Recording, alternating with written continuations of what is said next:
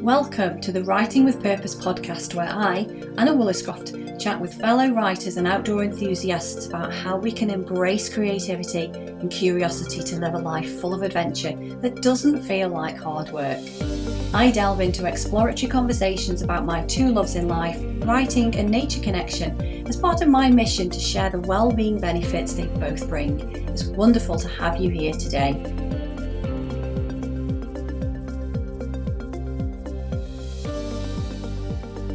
On today's Writing with Purpose podcast, I'm chatting with Ellie Lloyd-Jones, a wild coach who helps purpose-led people find freedom for their physical and mental well-being by getting out from their desks and into nature. Hi Ellie, welcome to this morning's podcast. I'm very excited to talk to you about all things creative, nature connectedness, and just knowing what you have sort of done with your career and how you've changed over the past couple of years, which I'll ask you just to give us a little nutshell look into shortly. I love everything that you stand for as a wild coach, and using outdoors and getting moving as something just to help, people, and there's so many people that will relate to this of just overwhelmed and just feeling as though, there's something not quite right here, and you're, helping people to sort of pull out, what is right for them. So, welcome, Ellie. Do you want to just introduce yourself and maybe to give us a little bit of an insight into your journey over the past couple of years to where you are today?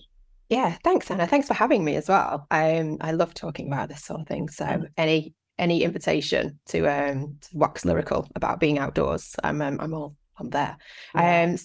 Yeah. I'm Ellie Lloyd-Jones. I am founder of my wild coaching business, which is Elevate with Ellie. And I set it up just coming up to 3 years ago now, at the end of 2020. Prior to that, I was in the corporate world for 20 years, predominantly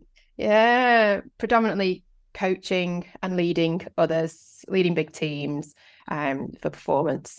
And I loved it until I didn't, which suddenly sort of, I was kind of part of the whole corporate machine where you work harder and you get good bonuses, and that just propels you to work even harder.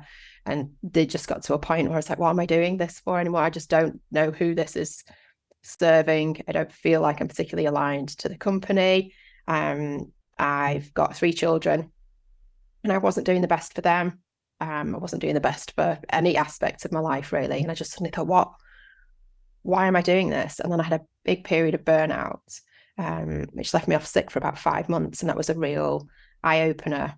It made me, the stress and the mental toll that it was taking to just be on that treadmill and fighting for my sort of survival, which is what it sometimes feels like in a corporate world. To then have it physically manifest in my body to make me physically ill was a real eye-opener for me. And that was the start of me having quite a big change in my whole life, I suppose. So my family and I moved from South Manchester. We used to live in Altrincham for about 12 years, and we've moved to the lovely countryside of just outside Tarpley, where there's just lots of greenery and lots of fields and lots of nature. And I took all of the experience that I have in the corporate world of leading people for performance, but bringing the nature element in and bringing in that element of what I see makes people really shine and what's really good for them, and brought that into my wild coaching business. So that's what I do now. I help people to, as you alluded to before, I kind of help people understand what success means for them on their terms, get them to really feel in, get out of their head and into their body, and really start to use their whole body rather than just their head to make decisions, to trust in what their body's telling them. And a lot of that can be really complemented by being outdoors. So I do that wild coaching. And then for business owners who it can be quite lonely to work on your own, it's something that you really want to do. So I put on co-working and networking events. So we just get out together, have a chat, and being in nature just brings an extra element that you don't get when you're in 4 walls. And definitely. There's just so much more. I think partly because of the expansiveness of the countryside around you and not having the constraints of those four walls. But it just seems to be, and I think you've mentioned it before, when you start to move, everything kind of internally starts to move as well. So physically and mentally work together, and that's really helpful when you actually are able to get outside. And I think it's a shame as well, you mentioned, with your own career and your own story, that you got to the point where you were completely burnt out, really, and you had to have so many months off sick. And it's a shame that, people keep going and keep going and keep going, and then that happens and it just sort of stops you in your tracks. And that's the point when you sort of think about it. Whereas if we can get to people before that point and say, look, you kind of, something not quite right, let's get outside and see if we can feel almost what's going on, and like you alluded to, help people to get in touch with what's going on inside and physically, and to sort of work through their purpose almost, and what are they on this planet for, really. And to trust that as well. I think a big part of that is trusting that feeling, because there's that, I say this to quite a few people, but I find it really really powerful that as humans we've evolved, our prefrontal cortex, the sort of language part of our brain, is really, really new in comparison to the really primitive reptilian part of our brain that's responsible for emotions and reactions. So our bodies are still give us feedback and give us communication that we don't have language for. So all of those feelings and sensations in our body, they're actually really important. And we're not trained, we're not conditioned, we're not trained to value those feelings as much as we are the thoughts and the language that our brain uses. So I know that I was definitely in a position where all of those pains and aches and feelings were something that I medicated. So I'll have some paracetamol because that niggly head is getting in the way of me doing what I need to do. Whereas if you actually start to unpick that headache, the pain in my head was actually telling me that I needed to slow down, because it was started off as a niggle, and then it got to be quite painful, and then it got to be a migraine, and then my body got to a point where it floored me and I couldn't get out of bed. And my body had been telling me that for about 18 months. And the way that I'd been brought up, I didn't trust that. I just thought it was an inconvenience. So sometimes it takes us learning the hard way, doesn't it? It does, yeah. And like you say, you medicated, so we put this plaster over something to think that is going to be a cure, or eventually it'll go away, and it won't. You're just actually numbing it for a period of time, but then it's still going to show somewhere, and probably so much bigger than how it first started. You said, a few little niggly headaches, and then it got worse, and then you couldn't get out of bed with it. And it's interesting what you say about sort of the science and the parts of the brain, and I find anything like that fascinating. Neuroscience, psychology, how all of our behaviors work. But just by you saying that, I think people listening would think, oh, okay, I better start listening to it then. Sometimes people just need the facts as well, don't they? To kind of, which is the wrong way around, really, but they need the facts of something to prove that what they're feeling inside, or, their intuition, or that gut feeling, or whatever we want to call it, actually is something we need to listen to. Yeah, exactly. The reasoning behind, I'm someone like that. You could tell me something 100 times, and unless you tell me, unless I understand the inner workings of it, that light bulb doesn't really go off. But it's really important. And for me now, I start to get contractions in my chest when I'm starting to feel really tight. And for me to listen to that, I then know that I need to get outside into nature, because there's an expansiveness in nature, and there's just freedom, and getting to be able to breathe in the fresh air. And there's something about, there's lots of research into the healing impact of being around trees and things for your mental well-being, and just being in nature and the greenery. That's what we were made to do way back before we got into this sort of rat race and competitiveness.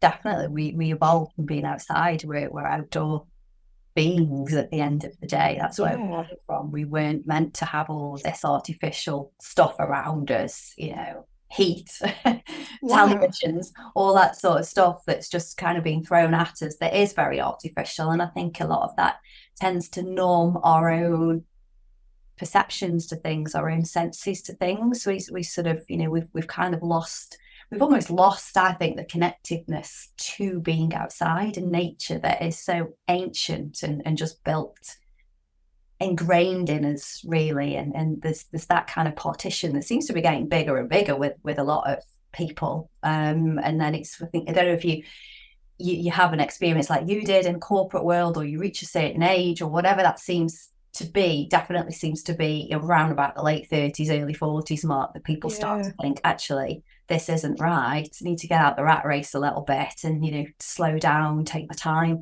a little bit more. And before we started recording this podcast, we touched a little bit on creativity, didn't we? And I think that is a great way for people to sort of try and learn a little bit more about themselves, about, where things aren't serving them properly, what's unhelpful, and then trying to learn what is unhelpful. And I think creativity is a big part of that, and just exploring that creativity within. So, how do you stay creative, Ellie? What are the kind of tools and tricks that you use?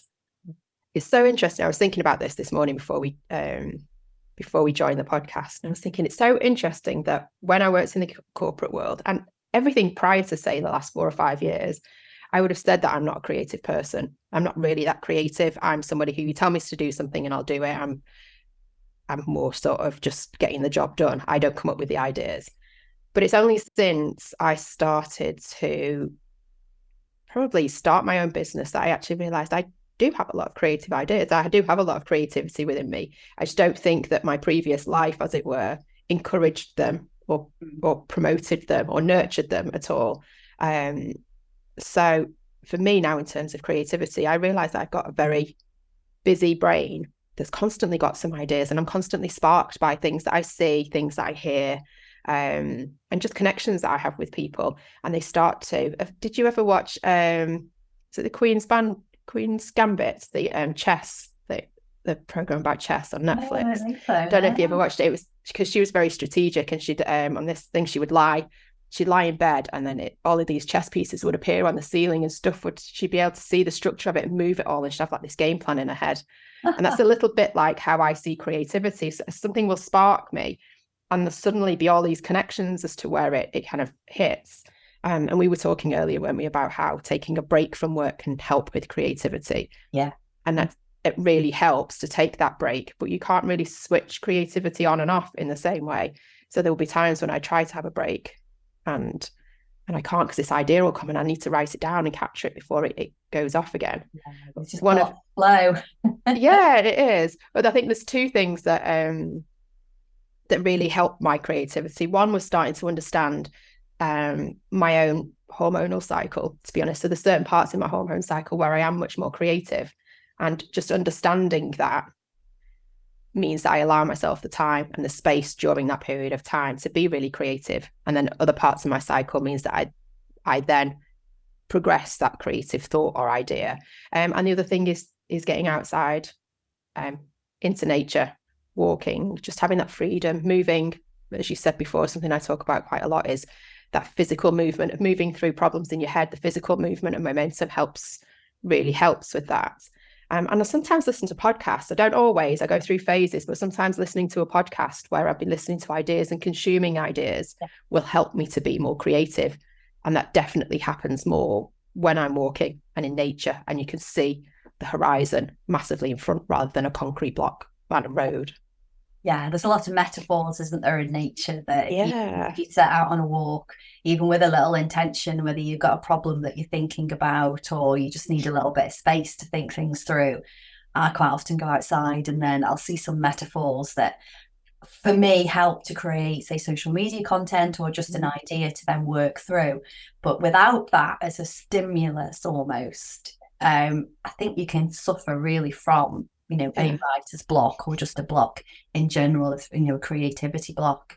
But anything that people can sort of find, and I think quite often we're drawn to things, but again, that sort of overwhelm and our busyness, and we can tend to not necessarily listen to the little nuances that we see around us that are kind of trying to give us that stimulus, that creativity, those little ideas generation, and until we sort of stop and listen or observe, somehow it can be difficult.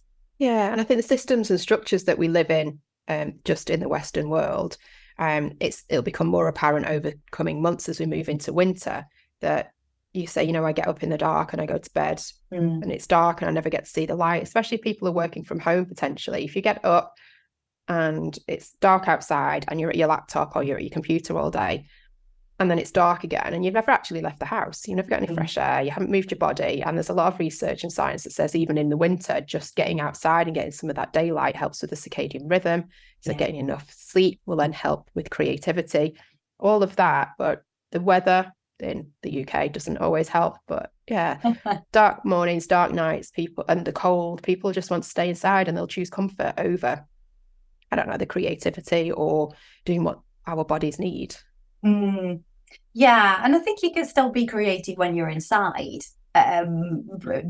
Maybe thinking work aside, and social time, personal time. But yeah, you still need that fresh air, and you still, if you're being creative inside, you're not necessarily going to be moving at the same time because you might be sitting there, you might be drawing, you might be solving a jigsaw puzzle or reading or something like that, which we can all say are creative, but we're missing that movement as well at the same time. I love winter because I like being cozy inside, but equally I love going outside and wrapping up, so that I'm snug inside and it's wintry outside. I mean, when I think about the couple of times I've climbed Snowdon, it's been awful weather. Rain has been coming at me from the side and it's just been awful. And I've got Snowdon, isn't it? Dog. Yeah, but there's something about still being outside, regardless of the weather, that is invigorating. And sometimes at the time you might think, oh, this is the worst thing I could possibly have done. But when you get back inside and you realise what you've done, and there's just something even more, I don't know, it's just a great feeling. Yeah, there is. And I think just 15-20 minutes can make all the difference. And you can definitely be creative indoors, but I think my ideas I don't spark many ideas indoors. I tend to spark ideas outside and then get into the sort of the actual doing part of creativity indoors. Yeah, and I think as those sparks also come from being with like-minded people outside as well, because you run the net walking, don't you, at Ellie Forest, which I've attended one once, which I thoroughly enjoyed. We had a beautiful evening, didn't we? The weather couldn't have been any better. Perfect. And just to have a wander around the woods, or the forest, should I say, with like-minded people who just pose questions, and you talk about things that aren't necessarily going to come to you when you're sitting there alone, or even if you're with the same team day in, day out. It's sort of like-minded people you don't see all the time, and people who are a little bit more perhaps open-minded as well. I think you get a lot out of that, and more of that, I say. And you do. If you let the listeners know how often you run those net walks, and then also your immersive events as well. So it started off just once a month doing the walk around Delamere during the day around Delamere Forest, and then as we went into British summertime, I did the evening walks, which is this one that you came to, which are such beautiful walks. It's so quiet, and it's just a very different feeling in the evenings. So I do those, and it's amazing because it's always purpose-led business owners that come along who are just looking for maybe a difference from the traditional networking event where you're sitting in four walls and you're waiting and worrying about that pitch that you've got to give your 90-second pitch and stand up. And so there's all of that is taken away. We're just like walking and chatting, and sometimes we even talk about business, don't we? It's just whatever comes up for you. You're in nature. Even when there's silence, it doesn't feel uncomfortable because there's so much going on. And so I just find I always leave those events just feeling really uplifted. And kind of one of my phrases is food for the soul. So that's definitely food for the soul when I do those events. And I run my immersive networking events with a coach colleague of mine, Chris Kenworthy, and we do walks in the Peak District, and they're more immersive. So they're very much really bringing people into the space. We'll sit and have conversations and chats, help each other from a business point of view, any challenges, and just really get you out of your head and into your body and give you that creative time to just work through some problems with like-minded business owners. We're doing one at Aberfalls in North Wales at the end of September, where that will be a walk. It's a short walk. It's only about 2 kilometers up to the waterfall. If weather permits, we'll take a dip in the water. Wild To just swimming. just to reinvigorate the senses. And then we'll sit on the side and do some journaling, do some writing, journaling, or just free talking, whatever it is from a creative point of view. What do you need at that point to feel creative? Because again, there's science behind the positivity of I think it's like the negative ions that the water, when it's crashing over the waterfall, really impacts the brain and how it works. And there's a lot of sort of mindfulness, meditation, creative, what's the word, like supplements that you get from being near a waterfall. Yeah. And then that's a dawn event. So that's usually getting there for about 7:30 in the morning. So it's nice and quiet. Yeah. We have that little bit of space, take some tea with us, and then walk back again. And those are the events that we tend to do. We do vision board and Reiki events as well from a wellness point of view for people to really understand, feel into their bodies, see what the Reiki brings up for them, and then they create a vision board off the back of that, what they want to kind of work towards. Because again, that's creativity in a different way. It's the stuff that we don't tend to do unless you work in that particular field, cutting and sticking and putting things together and using colour and pictures and words. And again, it's not a spreadsheet. It's something where you're using your whole body, you're using all of it to bring something to life. And it's exciting, that is. I think it's one of those things that we're kind of getting in touch with our little child or inner child again, and scissors and crayons and magazines and paper and things everywhere, but we're just playing with things. But actually there's a purpose to it, and there's a very meaningful outcome to it as well. And I've done that a couple of times in the past. I've also done versions where I've put it online, and there's just not the same. It's not the same when it's online. So the kind of touchy and feely and everything, just it invokes more senses. You're there with other people, so you can share ideas, people can ask questions, and there's just way more energy, positive energy around an exercise like that. And also Reiki as well, with it being an energetic complementary therapy. And I think now it's got a lot more people understand Reiki than they used to. I actually had a refresher course in Reiki about 3 weeks ago because I trained in it 20 years ago. Wow. Nobody had ever heard of it then. And I want to bring a little bit more of that into what I do. And I kept feeling as though I was being sort of called to the Reiki, and I'd see things that sort of suggested it. So I thought, no, I'm going to have to listen, which is what we were saying right at the start, wasn't it? Listen to sort of your body and your senses, and just kind of grasp the opportunity when you can. And it's interesting what you should say about waterfalls as well, because recently when I went away on holiday, we visited a national park called, I'm going to not say this right now, something like that in Croatia anyway. And it was full of waterfalls. It was beautiful. And we went to the big touristy area, the trail that went all around them. So there was a lot of people there, but it was interesting how also relaxing and chilled it was as well. There was very little that kind of drew my attention away from the water. Considering there was a lot of families there and young children, then there would have probably been a lot of loud voices and excited screams and that sort of thing, but I was very chilled there. So it's interesting what you say about water and wild swimming and just taking those wild dips. There's a lot of science around how that helps with mental health, isn't there? So I kind of everything that you offer, all the services that people can come to you for, are backed by science really, and how it helps mental well-being, physical well-being, and people have got a choice as to what they're drawn towards. What they're drawn to, exactly. And it's all, most of them are basically just permission, giving people permission to do these things, to go for a walk. It feels in your own business to just get up and go for a walk for a couple of hours. You might be like, I've got so much to do. But if you've booked onto an event and you're going to meet other people, and you might meet some great connection, make some great connections, or just some like-minded people, there's like a permission to leave your desk and go away. With the vision board and the Reiki, the energy is charged in the room in a certain way because of the Reiki practitioner, and that's what she does. And then I do the vision boarding, but it's permission to start, just get a bit fun and a bit creative and do things that you wouldn't necessarily sit at home with your scissors and your glue and your sticking and stuff. you'd always find something more important. Yeah, the clean same the portion. fridge or Yeah. But it's just bringing that element of fun and a little bit of adventure and a little bit different and things that may be a little bit scary. But I'd like to think that one of my big sort of driving forces is a lot of the time when I worked in the corporate world, I was heading up sort of corporate service, customer service. That was a big part of my job. And as a coach, I hold people in that space. And so what is really important to me is that people that come along might be a little bit scared about doing something a bit different with people they don't know.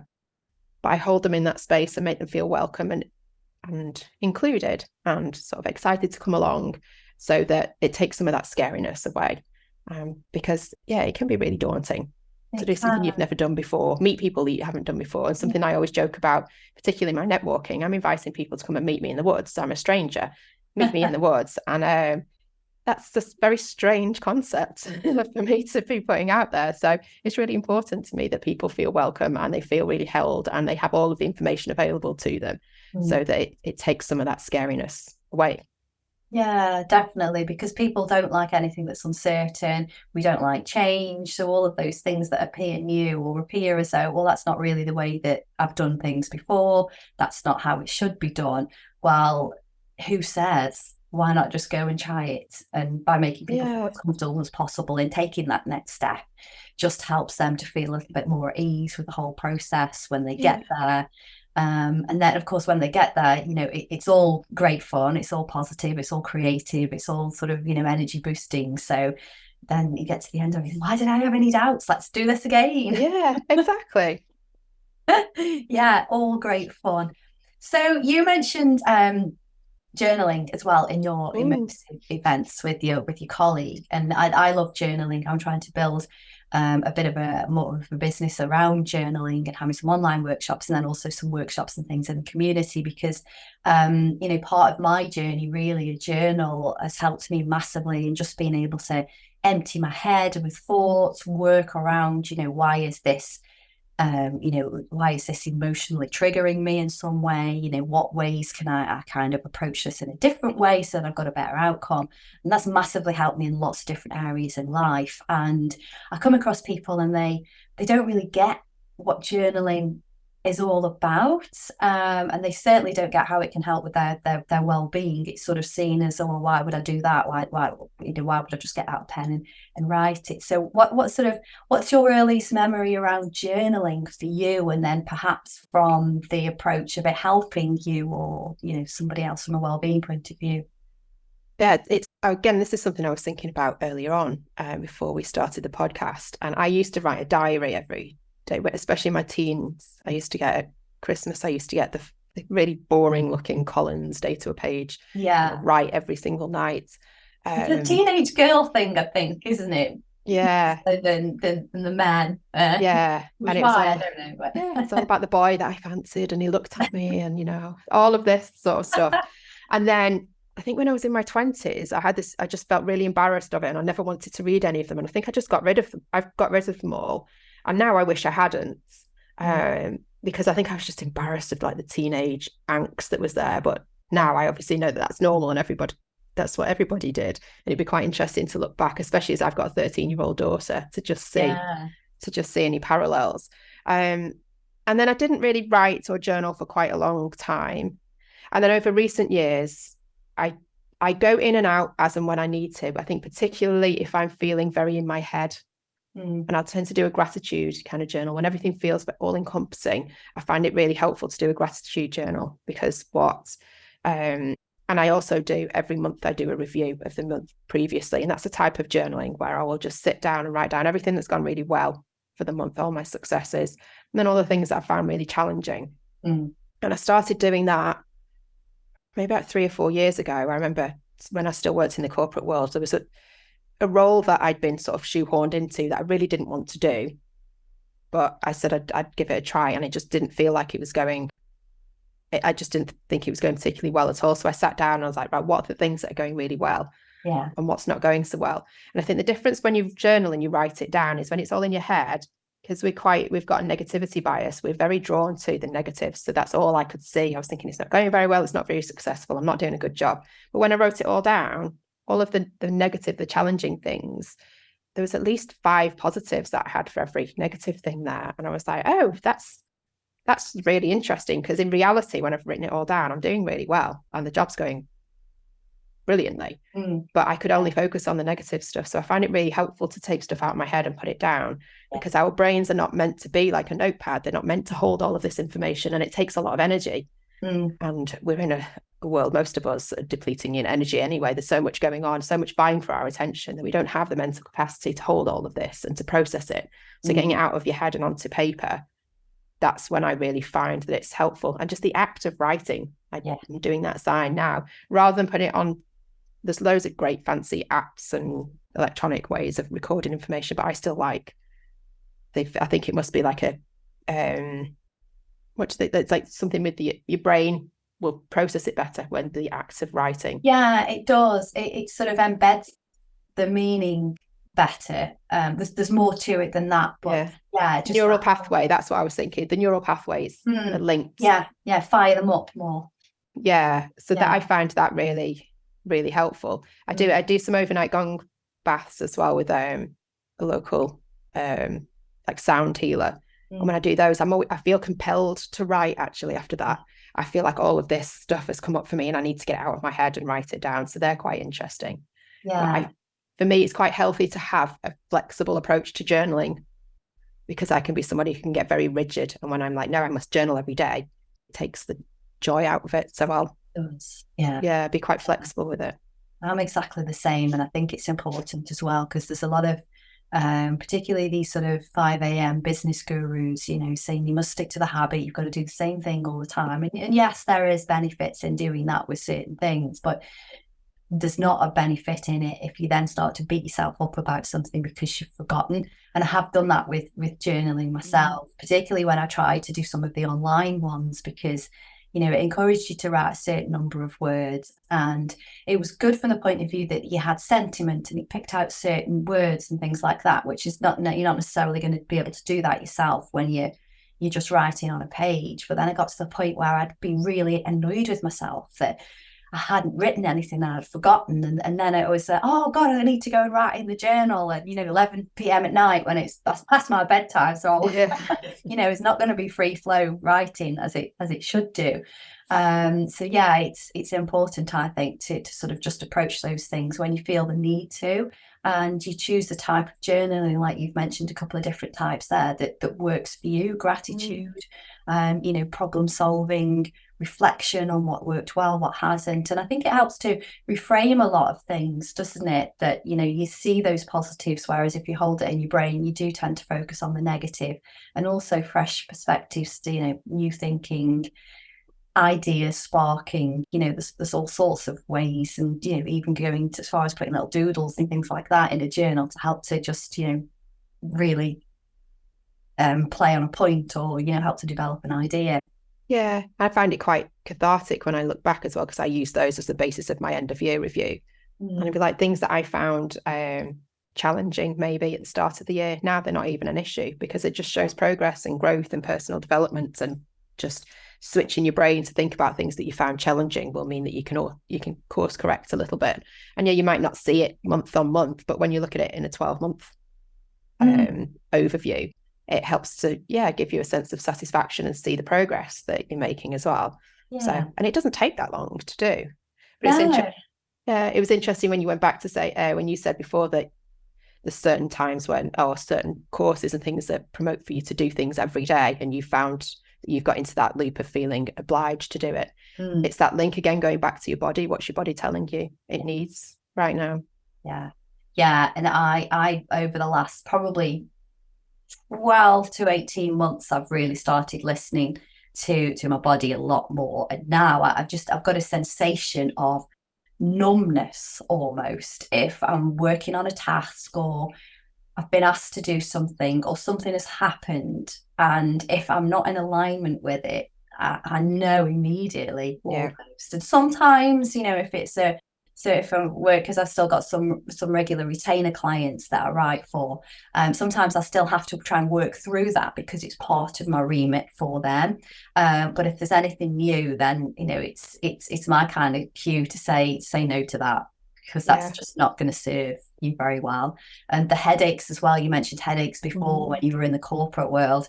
I get worse headaches now, and I think part of that maybe is hormonal, the age that I am, but also I am well aware of them coming on in a certain situation. It's usually a situation where there's almost too much stuff going on around me. There's too much sort of frenzied energy almost, and it's not kind of my comfort zone in what I would like to do. So although unfortunately I have to remain in that scenario for various reasons, sometimes I'm aware that it's not suiting me well. So the quicker I can get out of it, or the quicker I can sort of, redo something or even reframe it in my own head. Yeah. There's good points about this, because there always is. But yeah, it's so obvious to me now. Now I start to pay attention to my body and, my senses and what I'm feeling instead of just what's in the head. Yeah. And it takes time to do that. I remember I'm somebody who can get quite impatient, because I can have quite a fast flowing energy. Yeah. And so if I was to be listening to this podcast, I'd be the sort of person that goes, oh, I need to do that from now. And then I get frustrated if I don't do it. But it takes time and it evolves. And what I know about myself today is more evolved than what I knew about myself 6 months ago. And it just continues to evolve. I've recently realized that when it comes to creative ideas, as I said before, my brain is quite busy and I'll have lots of ideas. I'll kind of move the feeling and the sensation through my body and see how it fits in each stage of my body. So if I've got an idea that's in my head and it's very busy, and I try and move it down to maybe my solar plexus area. If it doesn't feel comfortable there, that's the sign that I need to just take a step back from it. Whereas if I've got an idea and a feeling and it fits right in my solar plexus, I feel like, right, that's one that I feel connected with. But I'll have to shift stuff around for me to get an idea of, is this a good idea? Is it not? Is it got legs? How am I going to? Generally, ones that are in my head will fizzle out quite quickly. So I have to practice some restraint and go, okay, let's just put that down and see how I feel about it in a couple of days. Yeah. And generally it's gone. That's a really good example of an exercise that people can go through. Do you try and do that in sort of a meditation type process in moving that idea down? Yeah. It depends. I think it depends on how big the idea. If it's a really big thing, like taking on a job or something, I will dedicate time to sit and feel with it. If it's a quick idea about, I don't know, a social media post, I'll do a quick like body scan and I'll just be like, I can't move that from my head. So it's probably best to just park it for a little bit. And maybe it's not a bad idea. It might just be the framing of it. I might just need to put it down and look at it again. I use a Trello board in that. Again, that's online for business, because if I have an idea, then I'll jot it down. Whereas if something feels right, I can almost, particularly with social media, I can write the post there and then, and it just process it. Yeah. Quite often though, it's funny you should say, when I do sort of park it, I quite often don't come back to it. Yeah, 100%. That's what I'm like. Yeah. Or it comes back in a very different guise, it's only very thinly loose. So there is a spark in it, but it's a total reframe. Yeah. And again, just the act of writing or sitting with it, whatever works for you as an individual, can really just help to tease out and again, just, that being comfortable with how that works for you. Yeah. It seems like we have very similar approaches, but there'll be people that listen that it doesn't work for them. That doesn't mean that's not right. That's just them. I'm somebody who is quite a body type of person. So I do feel things very much in my body. Some people, it will feel different, and there's no right or wrong. It's just getting used to what feels right for you. It is. And I think if I was to, if anyone's sort of, playing that over in their own mind, the one thing I would say to people is, to just kind of be curious about that. Because I mentioned that 20 years ago, I trained in Reiki. Well, I used to be a complementary therapist, and then I went to work on cruise ships as a massage therapist. That was just that was so kind of conveyor belt process that I sort of lost that caring attitude for the person that I was treating. So I thought, I can't do this anymore. I need to get out of it. So I kind of went back into marketing and communications as an industry, which is very head driven, I think, unless you're purely on the creative side, which I don't think that many people are purely on the creative side. There's always an element of strategy. And I didn't like that area, that I felt really bogged down with that, but I never listened to that sort of natural feelings. And part of me wishes, and I don't really, so I don't try to have any regrets or anything like that, because I think you are where you are for a reason, and you're exactly where you need to be at the time. But I almost think, where would I be now if I'd have stuck with therapies and all of the sort of natural complementary side of things, without letting that logic and rationality and the corporate stuff to come back in? Because I've always done like a 3-circle with it, and that I should have just stuck with it and just listened to it and followed through, but just found a different route in that industry. Yeah, I think some of that comes with age and experience, doesn't it, with that reflection and hindsight. But there's also, I think we're probably a similar age, we didn't grow up with access to a lot of the alternatives that people do now as well. When we were in our early 20s, we didn't have access to social media and all of this world of opportunities. We were going down to the library, or I was waiting for a Sunday to go to my parents' house for dial-up to try and get online when they were on their phone. So we didn't have access to the same sort of information. You can it's all in the palm of your hand now, an idea, and you can just go, oh, actually I can do all this and that.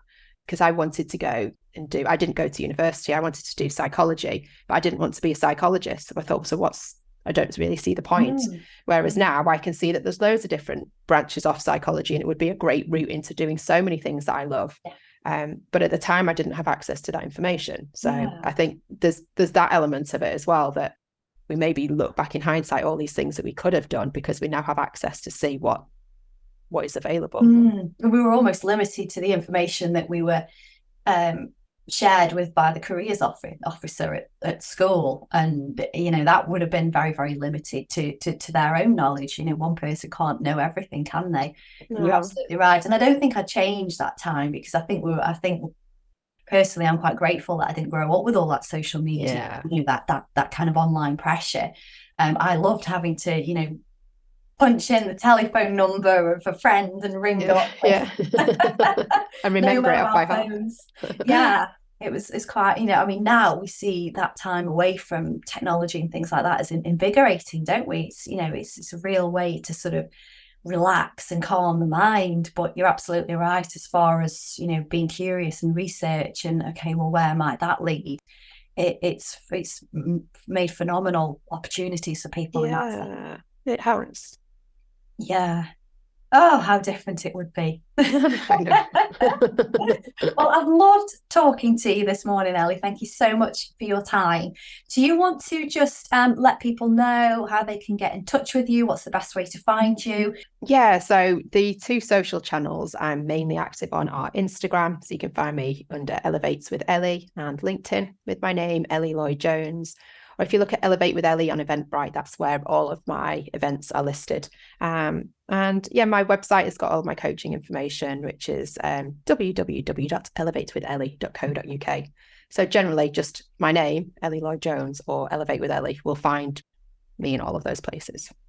Perfect. So connect with Ellie first, go on a walk in Delamere Forest. Yes. Not local to that, then then connect otherwise. And you take some of the events a little bit further afield anyway, don't you? So people can perfect. Thank you very much. I've thoroughly enjoyed talking to you. Oh, it's been a pleasure. Thank you so much for having me on it. Thank you for listening to today's Writing with Purpose podcast.